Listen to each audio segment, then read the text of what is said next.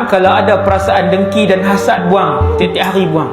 Antara cara untuk buang dengki dan hasad ini ialah kena bagi tahu kat nafsu kita bahawasanya kelebihan yang ada kat orang lain itu adalah atas urusan dan arahan Allah Subhanahu Wa Taala. Tuhan yang tetap. Bukan sebab dia cerdik, dia meniaga, dia kaya.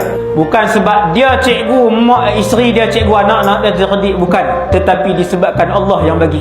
Bila kita selalu bagi tahu nafsu dan diri kita, maka kita takkan dengki dan dendam dengan orang lain. Kena buang. Sebab bila hasad ni dia jadi selapis, dia akan jadi 2 lapis, dia jadi 80 lapis. Dia tak tengok dah yang tu adik-beradik dia ataupun siapa pun yang dia kenal. Sekalipun yang tu guru dia, bila dia dah hasad dan dendam, dia akan buat apa saja yang dia boleh buat. Bahaya. Hasad dan dendam ini memadamkan kebenaran.